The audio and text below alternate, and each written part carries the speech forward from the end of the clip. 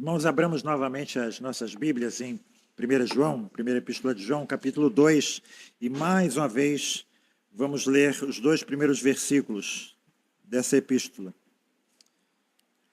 Tem algo que eu ainda preciso falar aqui com relação a esses dois versículos, que dizem assim: meus filhinhos, estas coisas vos escrevo para que não pequeis, e se alguém pecar, temos um advogado para com o Pai, Jesus Cristo, o justo. Ele é a propiciação pelos nossos pecados, e não somente pelos nossos, mas também pelos de todo o mundo. Que Deus possa abençoar, irmãos, a leitura e a exposição da sua palavra. Eu queria responder aqui a algumas perguntas que comumente são feitas com base nesse texto, né? Primeira pergunta seria, será que o pecado é algo inevitável? Será que nós cristãos haveremos de continuar a pecar nessa vida e nesse mundo? Ou é possível haver, ou nós chegarmos a um estado de perfeição aqui e agora? Essa, irmãos, tem sido uma controvérsia, uma polêmica que dura séculos, né? Muito especialmente desde que John Wesley passou a ensinar que é possível nós atingirmos o estado de perfeição, né, nesse mundo. Ele começou a ensinar isso por volta do século XVIII. Vejam aí essa palavra se alguém pecar, né? Qual o significado dessa palavrinha aqui, né? Interessante que hoje eu estava dando uma aula na classe de novos membros sobre texto receptos e texto crítico, e tem lá um texto de Lucas que diz, no texto da Ara, né, do texto crítico, diz: Jesus é Senhor do sábado. Jesus é o Senhor do sábado. Quero ver quem é um leitor atento da Bíblia. Como diz na nossa versão, Jesus é o Senhor do sábado? Até do sábado, ele é o Senhor, né? Então, assim, o seu senhorio não se resume ao sábado, se resume a todas as coisas, incluindo o sábado. Então, essa pequena partícula é muito importante. E aqui, nós temos aí essa pequena partícula, né? Esse C aqui. E esse C, a gente pode se perguntar qual o significado exato dela. Então, um comentarista diz assim: essa é uma partícula condicional, mas ela deve ser considerada causal. Significa que, de fato, nós pecamos. É isso que significa, né? E Calvino, quando falou sobre esses versículos, ele disse exatamente isso. Significa que vamos pecar, que é uma causa, nós vamos pecar.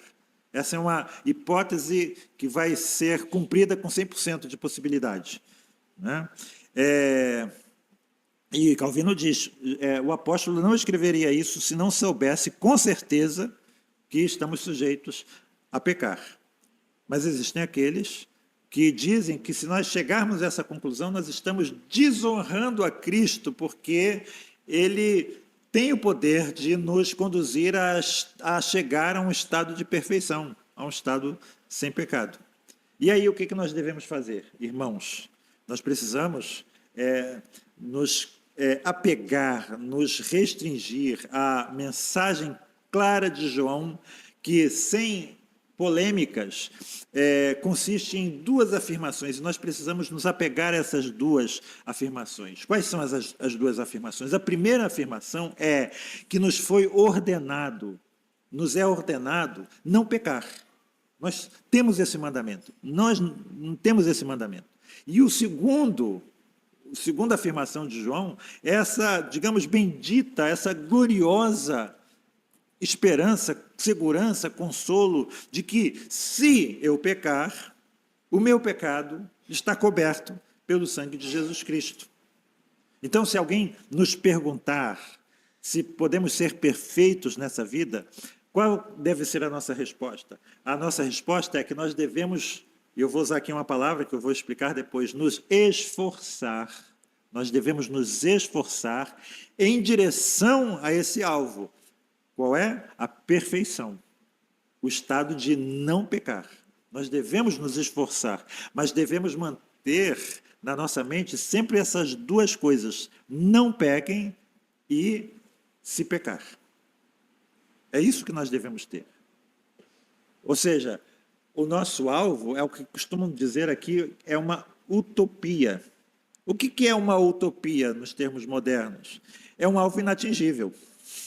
É um alvo inatingível. Nós nunca vamos atingir esse alvo nessa vida. Mas utopias ou alvos inatingíveis são excelentes alvos. São a razão da nossa existência. É o que vai nos permitir dizer que nós nunca vamos poder chegar a um ponto na nossa vida e dizer, pronto, já foi suficiente, não preciso fazer mais nada. Nós sempre temos algo a crescer, algo a acrescentar. É como o apóstolo Paulo diz, eu não atingi o alvo ainda, mas eu vou prosseguir para ele. Eu prossigo para ele, correndo com perseverança a carreira que me está proposta. Mas alguns aqui, irmãos, acusam, praticamente acusam o apóstolo João de fazer aqui uma afirmação muito perigosa e que pode levar muitas pessoas a pensar algo que, como o pastor Silas Malafaia uma vez disse com relação à doutrina da eleição. Ele diz assim, essa doutrina da eleição é diabólica. Ele usou essa palavra. Por quê? Porque ela leva os cristãos a uma frouxidão moral. Se você começar a ensinar que uma vez que eu fui salvo, eu nunca vou poder perder a minha salvação, Deus nunca vai permitir que eu perca a minha salvação, isso conduz a uma frouxidão moral. O que conduz você a uma firmeza moral é o medo de perder a salvação. Cuidado, porque você pode perder a sua salvação. Isso é que vai conduzir você pelo caminho reto. Se você tiver certeza que está tudo bem, que você não vai perder, isso conduz a uma frouxidão moral. E é exatamente, algumas pessoas chegam praticamente a dizer que João está fazendo algo muito perigoso se nós entendermos da forma como eu estou explicando a vocês. Não importa o que eu faça, está tudo bem. Os meus pecados, todos eles já foram perdoados, passados, presentes, futuros. Será que essa afirmação de João aqui não leva a nós cristãos a, de certa forma, levar uma vida descuidada moralmente, relaxada moralmente? Então, irmãos, conforme nós aprendemos, se nós entendermos assim, nós estamos interpretando mal essa declaração de João. E essa má interpretação realmente pode levar a esse relaxamento. Mas se você olhar para esses versículos e chegar a essa conclusão, você está negando toda a doutrina que o apóstolo João está pretendendo ensinar aqui. Se eu estou aqui, digamos assim, armado para desculpar o meu pecado por causa da doutrina da expiação, daquilo que nós aprendemos que realmente Jesus expiou todos os meus pecados, então, como diz o apóstolo Paulo, você precisa se examinar para ver se você realmente está na fé. Você está negando a Cristo. Você está expondo Jesus à vergonha. Você está barateando aquilo que Jesus fez por você na cruz do Calvário. Mas, irmãos, francamente falando, essa pode realmente ser uma tentação para nós. Às vezes, nós podemos ser tentados em algumas áreas e nós olhamos e sabemos que aquilo é pecado, pode ser pecado, mas você, logo em seguida, ouve uma voz, mas se você pecar, vai estar tudo certo. Você vai ser perdoado. E você vai e peca. Mas se você se deixar levar por esse pensamento, segundo João, é porque você nunca entendeu realmente o significado da cruz. E aqui, irmãos, vamos mais uma vez nos perguntar, por que Jesus foi para a cruz? Reparem, será que Jesus foi para a cruz somente para permitir que você continuasse pecando e tudo ficasse bem na sua vida? Foi para isso?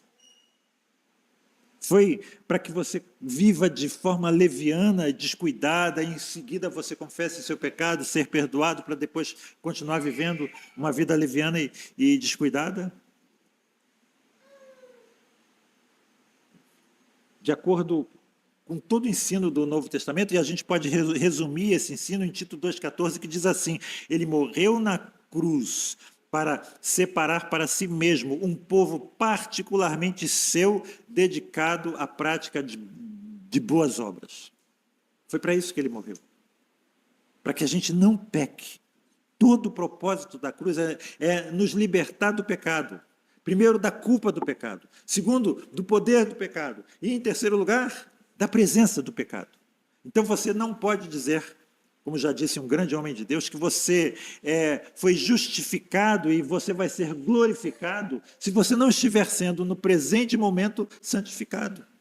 Se você não estiver lutando com todas as suas forças para se abster de pecar. E note mais uma vez que eu disse nos esforçar, lutar com todas as suas forças. E essa expressão nos remete mais uma vez àquela velha polêmica, que a gente chama, né, do quietismo versus pietismo. Né? Ou vamos chamar o pietismo aqui de ativismo, né? Uma vida de esforço, de luta, de disciplina.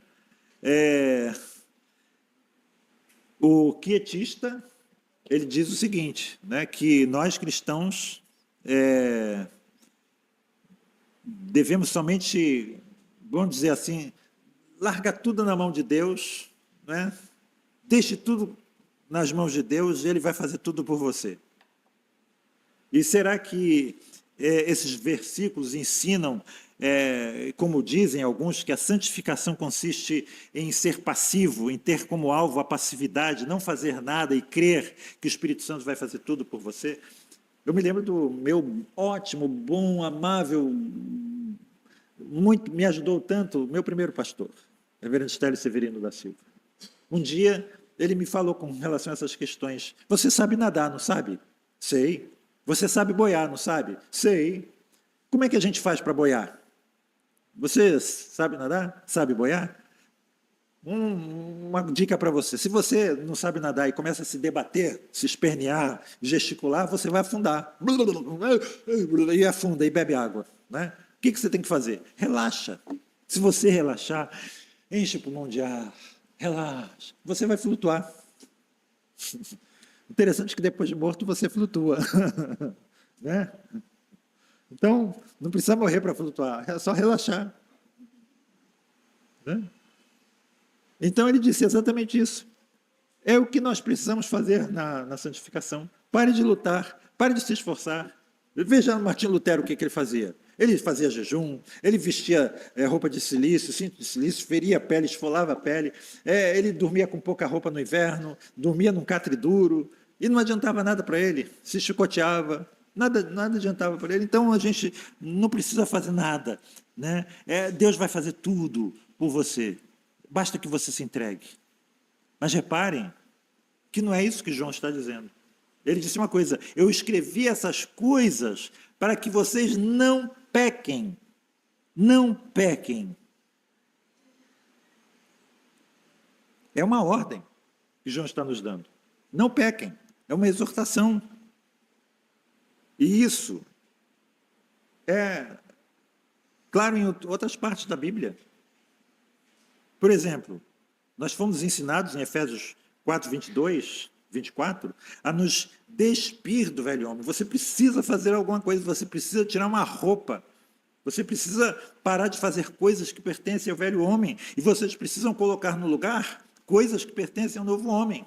Nós fomos instruídos, o exemplo que eu dou, aquele que furtava, pare de fazer isso, pare, mas não é só parar, procura um trabalho, procura um emprego, vá trabalhar. E depois que você trabalhar, você que tirava do outro, dê agora. Ajude o necessitado. Faça isso ativamente, seja ativo. Paulo diz em Filipenses 2:12, ponham em ação a salvação de vocês, com temor e tremor. Mas vocês sabem que ele diz, é Deus que opera em vós, tanto querer quanto executar. Mas depois, tendo Deus operado em mim, agora, ele me pede para eu agir, para eu pôr em ação, fazer alguma coisa. Colossenses 3:5, façam morrer tudo o que pertence à natureza terrena de vocês. É uma ordem. Não é apenas se abandonar, não é apenas se entregar, não é apenas ser totalmente passivo, e ele por assim dizer, vai purificar a sua mente, vai purificar a sua alma de cada pecado, vai retirar todo o mau desejo que existe em você.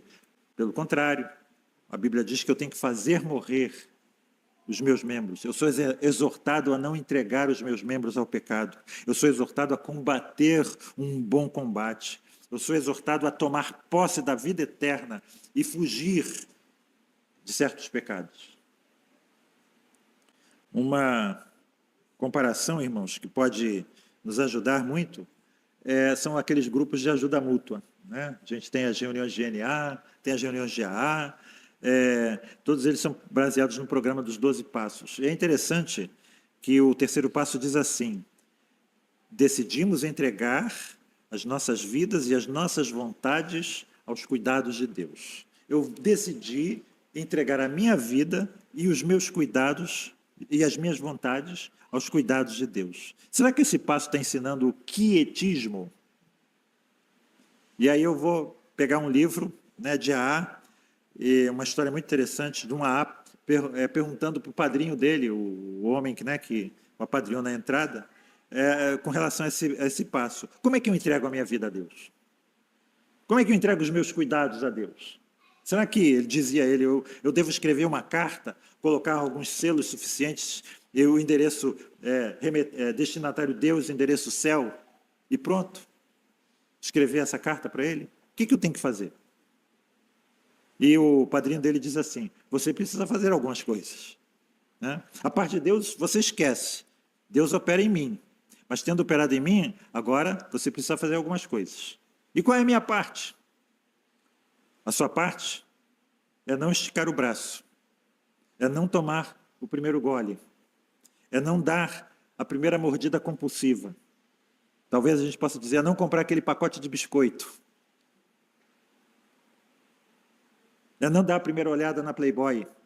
Será que existe ainda? Não sei. Coisas assim. E você precisa admitir uma coisa, disse o padrinho. Você lembra da oração da serenidade? Você conhece a oração da serenidade? É aquela que diz assim, que nós pedimos serenidade para aceitar as coisas que nós não podemos mudar, coragem para modificar aquelas coisas que nós podemos e sabedoria para distinguir umas das outras. E ele diz assim, a primeira coisa que eu aprendi sobre essa oração, 2 meses depois que eu parei de beber, foi que eu tinha que aceitar lá no meu íntimo que eu não podia beber.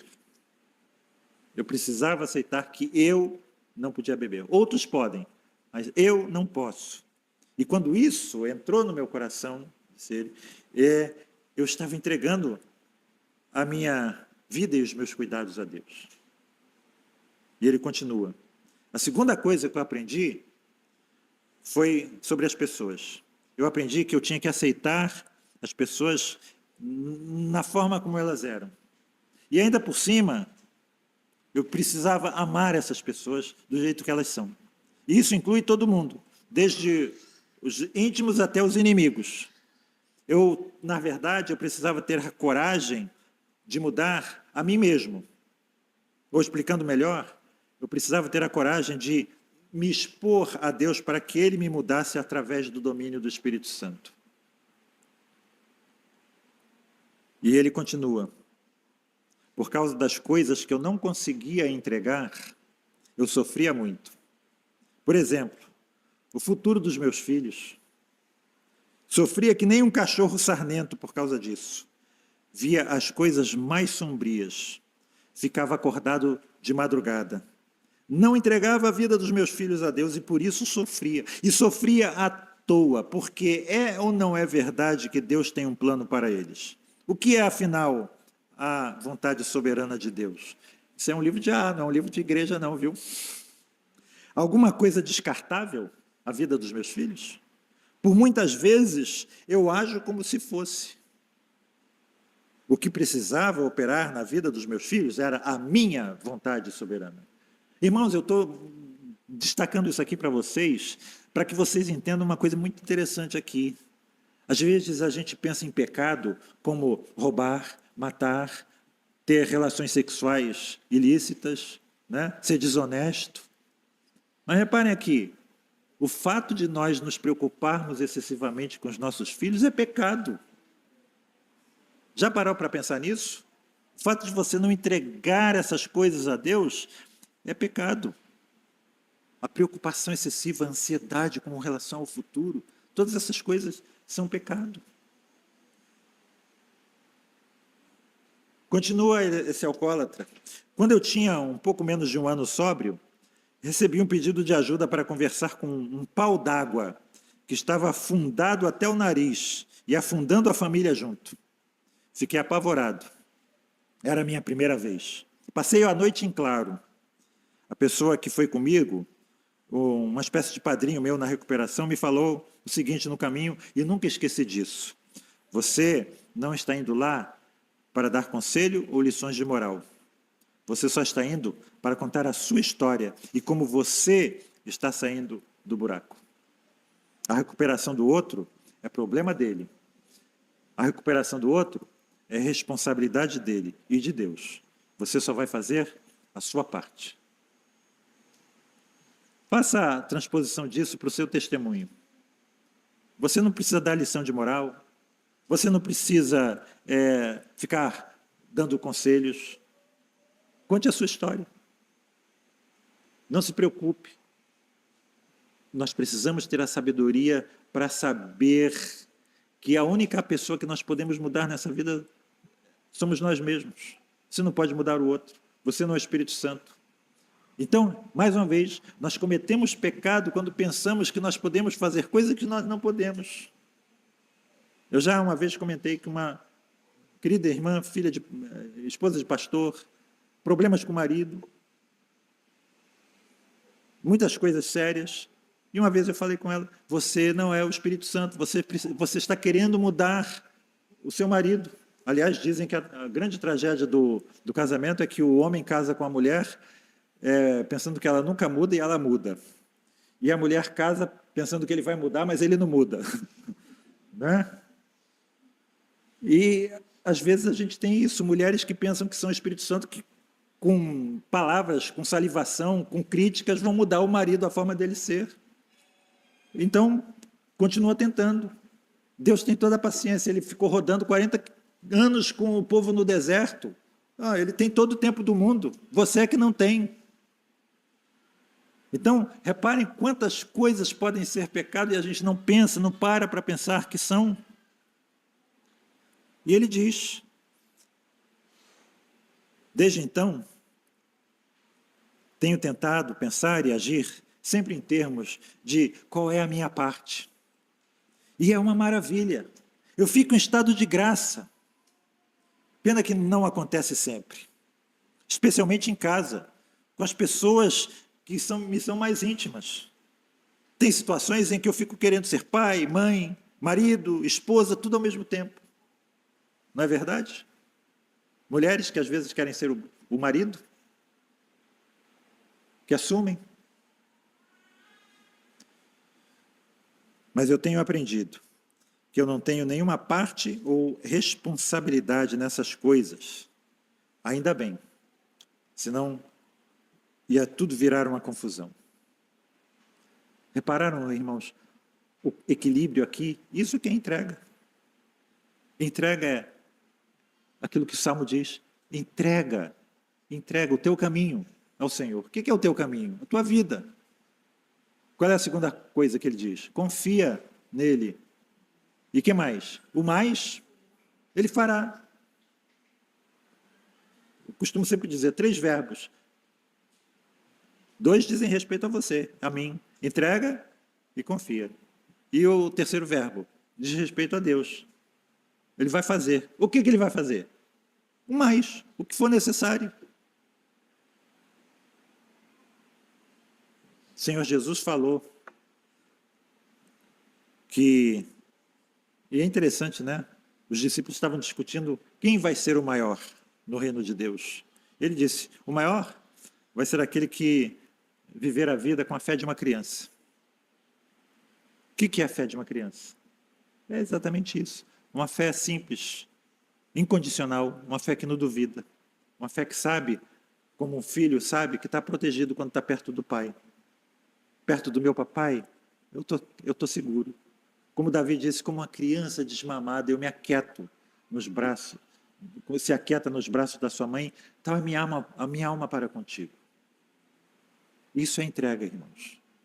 Então, como diziam alguns, o calvinista é alguém que intimamente ele sabe que está tudo bem, embora exteriormente ele lute, se afadigue,